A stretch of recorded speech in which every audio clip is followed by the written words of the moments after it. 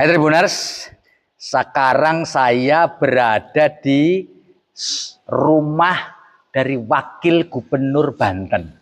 Beliau adalah Pak Ahmad Dimyati Natakusuma. Saya beruntung bisa bertemu beliau pada hari ini. Saya ingin ngobrol ringan lah dengan Pak Dimyati Natakusuma. Boleh ya Pak ya? Boleh, apalagi Kang Feb. Iya, Pak Wagub. Sekarang ini di Provinsi Banten ada pemutihan tunggakan pajak kendaraan bermotor. Hampir sama dengan Jawa Barat.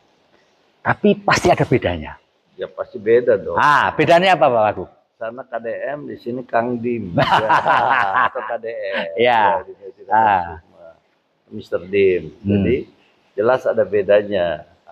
Tapi banyak samanya. Ya. Ini pemutihan, bebas pajak, bebas denda 2025 ke bawah. Nah, seperti Jawa Barat tuh bingung. Ada kejadian di Jawa Barat. Bagaimana kalau yang habis pajaknya di bulan September, Oktober? Kalau di Banten itu berlaku semua 2025. Pokoknya bayar 2025 pajaknya sampai dengan 2026. Oh gitu. Pajaknya dari pajak PKB. Pajak kendaraan bermotor. Terus dari jasara harja. Gimana itu penjelasannya? Itu kalau di Banten dibayarkan yang 2025-2026. Contoh motor 35.000 kali 2 berarti 2 tahun sampai 2026 70.000. Nah, kalau di Jawa Barat yang saya dengar bayar tunggakan dendanya sebelum-sebelumnya. Khusus untuk jasara harjanya. Jasara harja. Jadi di Banten lebih murah. Nah, kalau saya mengajak yang di Jawa Barat pindah aja ke Banten. Karena Banten ini lebih murah, lebih panjang dan juga denda dan pajaknya itu gratis. Oke. Pak Wagub, kan ini juga ada namanya kemudahan dalam biaya balik nama, ya kan? Tapi tentu untuk mengurangi risiko, itu apa yang dilakukan di Banten? Nah, yang namanya BBNKB balik nama kendaraan bermotor itu enggak lagi yang namanya masyarakat atau konsumen itu yang jemput atau ambil cabut berkas. Jadi petugas yang harus jemput bola. Sehingga yang namanya masyarakat cukup di samsat setempat. Iya. Dan kalau yang bersangkutan orang misalnya orang serong di mana di samsat mana saja bisa diproses. Begitu. Dan yang berikutnya adalah di Banten itu dibuka gerai-gerai di kecamatan-kecamatan. Untuk memudahkan Untuk memudahkan sehingga masyarakat untuk yang namanya pendaftaran, untuk yang namanya tes berkas itu cukup di kecamatan-kecamatan. Nanti begitu selesai ambil di samsatnya masing-masing atau diantarkan nanti ke rumahnya masing-masing. Nah, lalu ada syaratan membuat surat pernyataan itu apa Pak? Nah, surat pernyataan itu takutnya di Banten nih, takutnya ada yang pinjam meminjam, misalnya kendaraan bermotor, motor maupun mobil, jaminannya STNK, BPKB, kendaraannya dijaminkan, tiba-tiba oleh pihak si penerima peminjam itu dibalik nama kepada nama peminjam itu, maka akhirnya berubahlah kendaraan itu milik peminjam. Peminjam apa orang milik yang meminjamkan uang kan? Pihak kreditur lah. Gitu.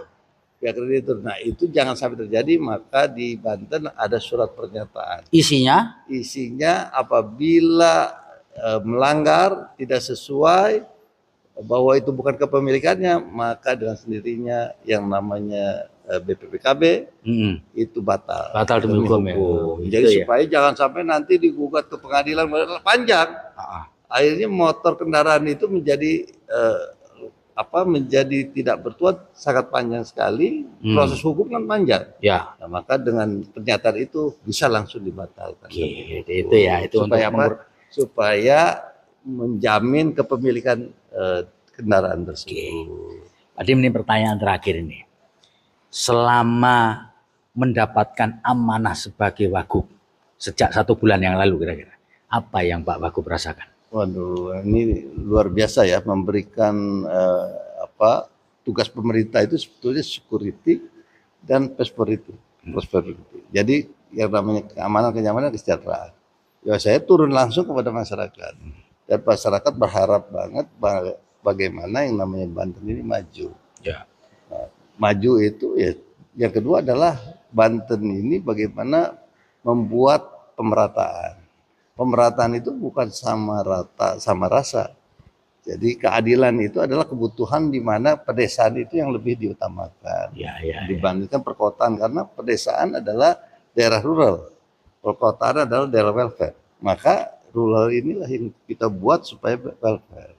Karena dan sekarang saya turun ke masyarakat, sebenarnya kunci pemerintah itu satu, tidak boleh ada rumah yang tidak layak huni. Nah, itu harus dilakukan. Kalau ada, berdosa nih.